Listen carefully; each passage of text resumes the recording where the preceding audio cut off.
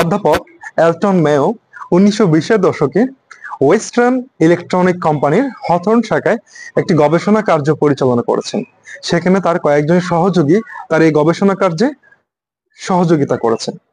এই গবেষণার মূল উদ্দেশ্য ছিল মানুষকে অর্থনৈতিক মানুষের পরিবর্তে সামাজিক মানুষ হিসেবে বিবেচনা করা, যা পরবর্তীতে একটি সংগঠন পরিচালনার ক্ষেত্রে ব্যাপক পরিবর্তন সাধিত হয়েছে শুধুমাত্র এলটন মেয়র এই গবেষণাটির জন্য। ধরে নেওয়া হয় একটি সংগঠনের মূল কেন্দ্রবিন্দু হচ্ছে মানুষ, তাই মানুষকে অর্থনৈতিক মানুষ হিসেবে চিন্তা না করে তাদেরকে সামাজিক মানুষ হিসেবে চিন্তা করতে হবে। ফলে ব্যবস্থাপকীয় কার্যাবলী আরো গতিশীল এবং ত্বরান্বিত হবে।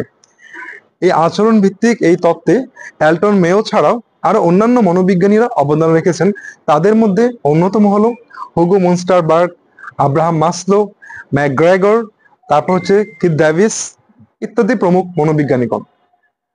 আশা করি আপনারা আচরণ ভিত্তিক তত্ত্ব বলতে কি বোঝায় এই বিষয়টি সম্পর্কে সুস্পষ্ট ধারণা পেয়েছেন। আমাদের পরবর্তী প্রশ্ন, ছোট্ট একটি প্রশ্ন, পার্ট এর জন্য আসতে পারে প্রশ্নটি। প্রশ্নটি হচ্ছে হথর্ন গবেষণা কি?